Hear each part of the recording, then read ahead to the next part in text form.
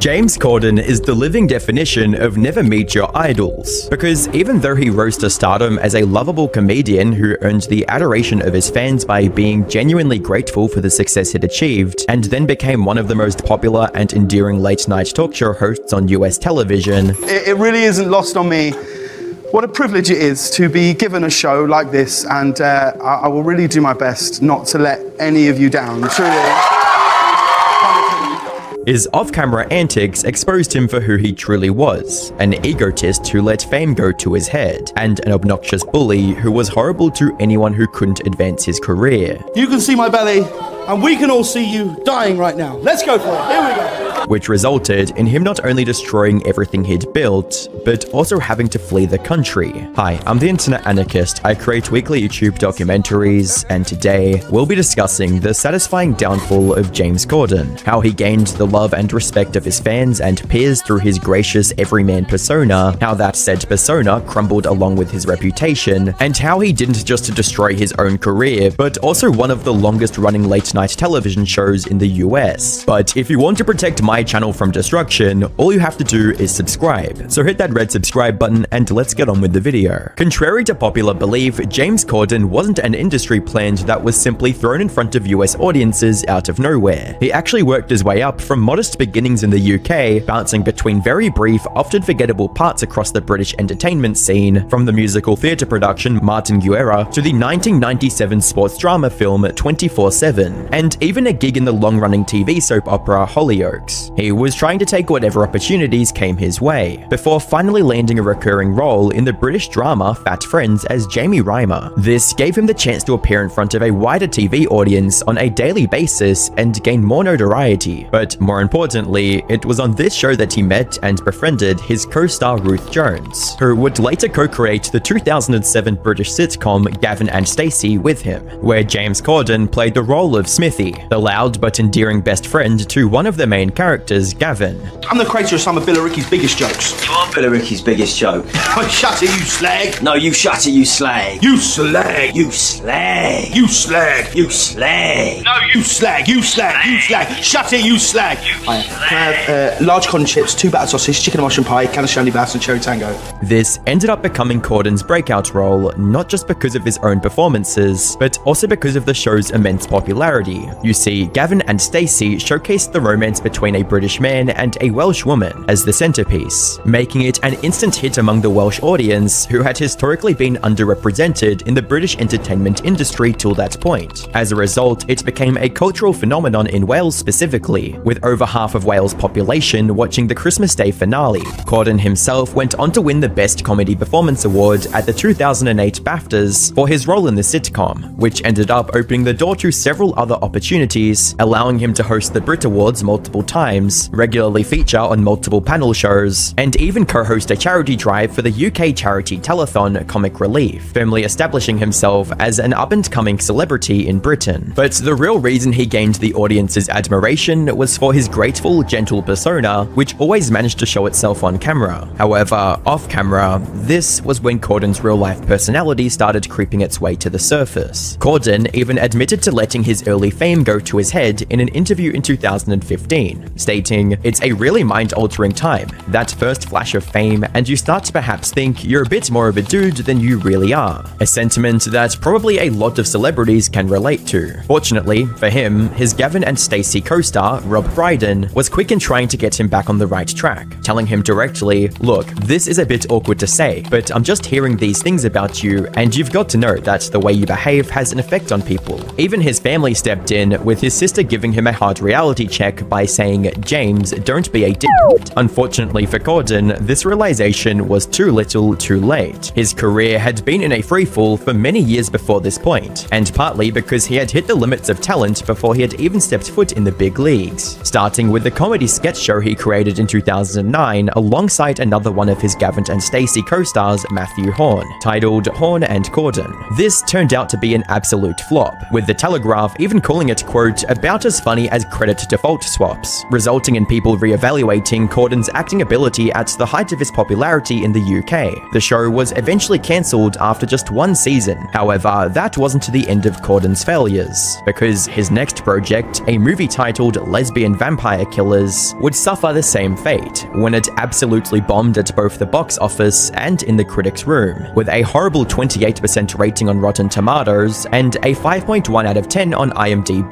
That said, his box office failures could still be explained away as a relatively young actor trying to find his way in the industry. However, the same can't be said for what happened when he was hosting the 2010 Glamour Woman of the Year Awards, when an event designed to celebrate the women of the entertainment industry turned ugly, and briefly disrupted the illusion of Corden's kind, lovable persona. It all started when Sir Patrick Stewart, Charles Xavier himself, called Corden out for looking uninterested during the awards ceremony. I want to speak to James here. It's James, isn't it? When the presenters are up here and when the recipients are receiving their awards, don't stand at the back of the stage with your hands in your pockets, looking around as though you wished you were anywhere but here. Oh, you couldn't be more wrong, sir. You couldn't be more wrong. Now, he had a chance here to take the criticism with grace and even improve his image after the disaster of his most recent projects. But Corden's ego got in the way and he lashed out, responding to the criticism with a rude comment of his own. Oh, genuinely. And if it looked like that, I'm so sorry. But when you come up and present an award, just get on with it. There we go. And the situation only escalated from there, with Corden having another outburst because of Sir Stewart taking a dig at his weight. Sorry, I'm waiting for the punchline. Go on. No, seriously, go on. Okay. No, go on. You can see my belly, and we can all see you dying right now. Let's go for it. Here we go. Later on in the show, Zoe Saldana, who had won Best Actress of the Year for her role in Avatar, tried to defuse the situation with humor. For whatever it's worth, I like your belly, so... But that didn't stop the pair from overshadowing her moment with their heated argument in the background. But I would pay to see Sir Patrick Stewart dying on stage any day, so... Now, granted, some people still believe Sir Stewart was in the wrong for calling Corden out publicly when he could have just had a quiet word with him backstage. That said, the manner in which Corden lashed out was still distasteful and unnecessary, and ended up showing a side of him that was uncharismatic, rather than the lovable Smithy that the UK audience had grown to love. However, despite his outburst, Corden would go on to get even bigger opportunities, mostly on name recognition, the most famous of which has to be his role as the host of A League of Their Own, a sports-based comedy talk show consisting of some of the biggest TV and sports stars in the UK. He also started getting more roles in musical theatre plays like One Man, Two Governors, which seemed like a step in the right direction. I've got 2 jobs. How did that happen? Oh, you got to concentrate, ain't ya? With 2 jobs. I mean, I can do it. As long as I don't get confused. But I do get confused. With the show even making its way to Broadway and even earning him a Tony Award for Best Actor in 2012. Despite his slightly problematic behavior in the past, it seems like Corden had a clear path ahead of him in the British entertainment industry. However, just a couple of years later, Corden took a gamble on himself, deciding to grab an opportunity that changed everything for him. In 2014, the host of CBS's The Late Late Show, Craig Ferguson, announced that he was stepping away permanently. This decision came as quite a shock to longtime fans of the show, especially when they learned that his replacement would be none other than James Corden. Naturally, this announcement was met with plenty of confusion. After all, most of the US audience had never been exposed to James Corden's work. On top of that, the man he was replacing wasn't just any other talk show host. He was an icon. You see, with Craig Ferguson as the host, The Late Late Show had set itself apart from the classic late-night talk show format for the past 10 years, foregoing all the scripted questions and forced celebrity anecdotes for real, unplanned conversations. I get to open a box and take out a mouth organ? Really? Don't say it like it sounds dirty. Actually, do say it like it sounds. Every time I think about it, yeah, that's true. And I know, oh my gosh. Well, I was there during summer too, so it goes on all night long. No. which helped the audience relate to the celebrities they were seeing on a more personal level. But with James Corden, even though he came off as quite humble and grateful, it really isn't lost on me what a privilege it is to be given a show like this, and I will really do my best not to let any of you down. Truly. I promise it'll be fun, I promise.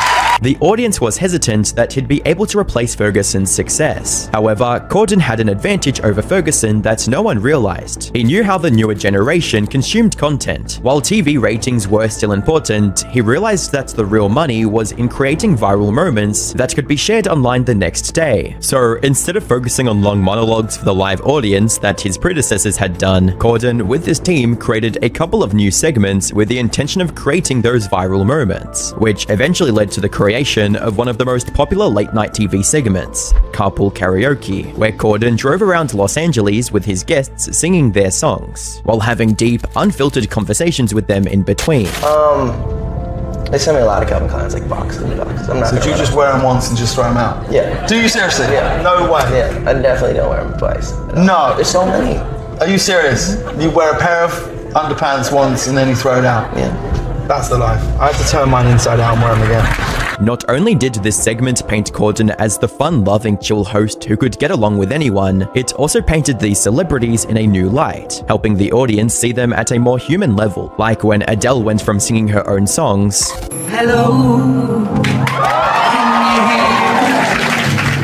I'm in California dreaming, to flawlessly rapping Nicki Minaj's verse on Monster. Career in Somalia, link with thick ass, giving with flash. I'm getting big, get cash, make them big fast. Now look at what you just saw. This is what you live for.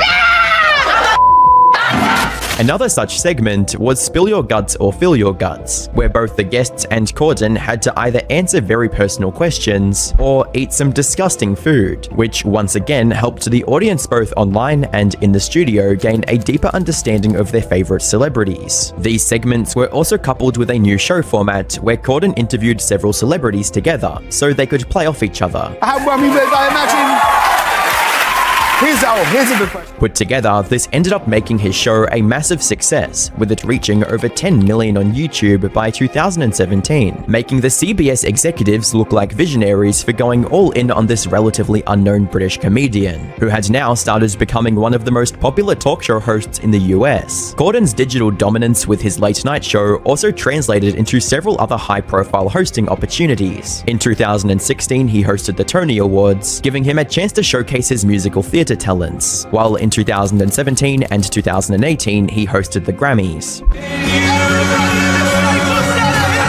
Suddenly, Corden had become the US entertainment industry's go-to guy for hosting responsibilities as well. His harmless, non-threatening persona made him the perfect face for the entertainment industry's biggest events. However, just when Corden was starting to cement his place as the de facto host of Hollywood, he started slipping up in a major way, starting from a seemingly harmless Spill Your Guts or Fill Your Guts segment with fellow talk show host Jimmy Kimmel that turned embarrassing. It was Kimmel's turn to ask Corden a personal question, and it ended up being a pretty easy one. Name 2 of the cameramen in this room. But to his embarrassment, Corden didn't know the answer. He tried to stall for time by laughing, but ultimately couldn't come up with anything except for an excuse that no one bought. It's a different crew tonight, actually.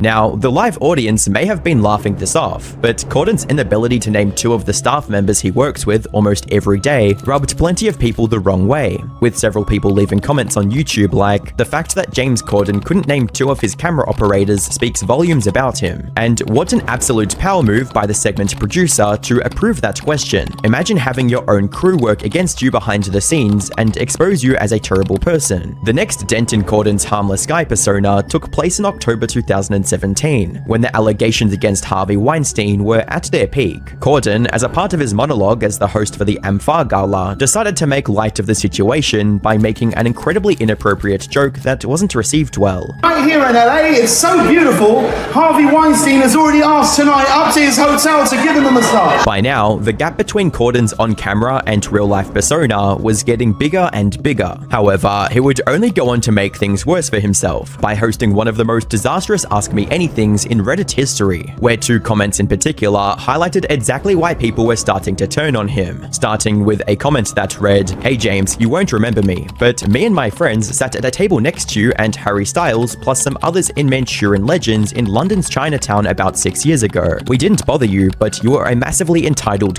who yelled and treated the waitstaff like shit. And when one of my party politely suggested you calm down, you got really aggressive and threatening. So my question is this, why did Harry seem so cool while you were a massive throbbing bellend?" Followed up by another comment stating, "Massive in person. I saw a League of Their Own filming live, threw multiple tantrums over minor things at the production staff, with him being incredibly rude to them, which made the other regulars seem very awkward like it was usual. Between each take, the other celebs would be chatting amongst themselves, bantering about. James was glued to his phone. At the end of filming, people got up to get a picture with James, and he massively kicked off shouting at people to go away and to go back to their seats. And the few he did let have pictures with, he was moody as. Seeing him like that made me realize everything you see of his on TV is a complete persona." Even most of the other comments that didn't include an anecdote about his behavior were still loaded with insulting questions, such as, "Why are you, James, such a deeply unpleasant person? Did your parents raise you that way? And ever thought about coming back to the UK? And if so, what can we do to stop you?" In the end, Corden only answered 5 questions before walking away and closing the thread, but the damage was already done.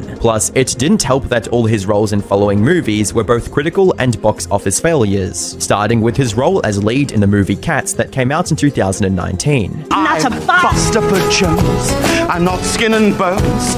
In fact, I'm remarkably fat. Which was so universally hated that it received both a 2.8 out of 10 on IMDb and a 19% rating on Rotten Tomatoes, with people specifically pointing out Corden's performance as unbearable, leading to even Ricky Gervais making fun of it in his 2019 Golden Globes monologue. The world got to see James Corden as a fat pussy.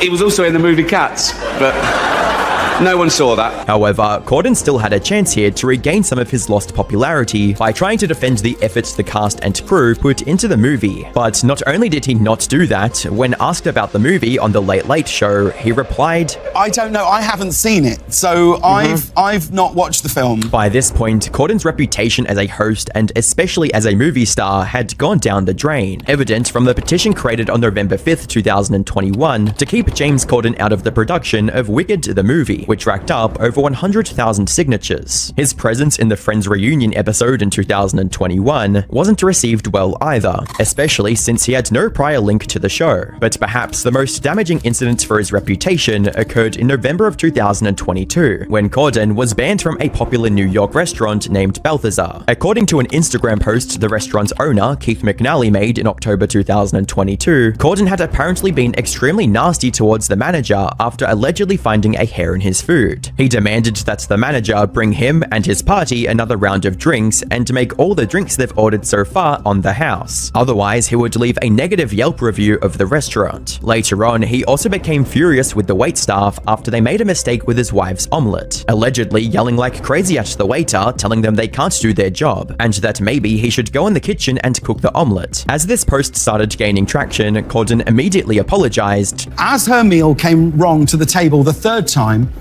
in the heat of the moment, I made a sarcastic, rude comment, right, about cooking it myself, and it is a comment I deeply regret. And got himself unbanned. However, this did little to repair the damage to his reputation, as this incident once again highlighted Corden's complete lack of respect towards anyone who couldn't advance his career. To make things worse, Corden would even later go on to say that he didn't do anything wrong on any level, shrugging off any responsibility for his actions once again. Following the Balthazar incident, more stories from Corden's past started resurfacing, resulting in the hate towards him reaching nuclear levels. And by 2023, it was hitting where it hurt the most, his wallet. The viewership of The Late Late Show was at an all-time low, costing CBS millions of dollars. Still, a majority of its viewers thought it would survive. That was until one of its most popular segments, Carpool Karaoke, was outed as fake, when a post started making the rounds on Twitter containing footage of James Corden's segment with Justin Bieber, revealing to everyone that Corden's car was being pulled along by a trailer at the front, meaning he wasn't driving the vehicle himself. Now, in hindsight, that doesn't seem seem like a big deal, especially considering Corden's humorous response to the video. I swear to you, 95% of the time,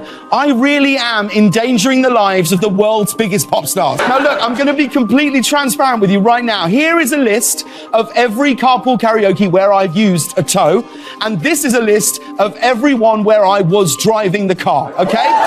However, for some, it ruined the authenticity of the segment, leading to public outrage. And while this did negatively impact James Corden's reputation, who deserved it at this point, it unfortunately also had a serious impact on the Late Late Show itself, something it was never able to recover from. By January 2023, the weekly average viewers of the show had dropped from 915,000 viewers to just 671,000 viewers, largely because of James Corden's declining career and image. As a result, on April 28, 2023, exactly 8 years after he became the host of the show, Corden decided to step away. Now, he claimed that it was to spend more time with his family back in the UK. When Max, who's my eldest son, when he finishes 6th grade, that is a real moment for us where we knew and we always felt, and I've always said, that to move 14, 15, 16-year-olds around, you know, even if we went coast to coast or internationally, felt unfair. But almost no one believed this excuse. Most importantly, Corden had done so much damage to the show, the network didn't even want to think about bringing in a new host, and took it off air for good. Looking back at Corden's career, the comparisons with Ellen DeGeneres practically create themselves. Both rose to the top through their comedic talents, defined themselves as kind, humble individuals who were grateful for all the fame they'd achieved, until they were eventually exposed as entitled, obnoxious bullies who didn't care for anyone they deemed to be beneath them. James, however, also used his skills as a theatre performer to mask his real personality even better. Even now, after returning to the UK, James has continued his theatre career, and even reprised his role as Smithy in the Christmas 2024 Gavin and Stacey special episode. However, that won't undo the damage that he's already done to his reputation, just like Tix and Roses, who lost everything after she was caught faking a very serious neurological disorder. Click the video on screen to find out more.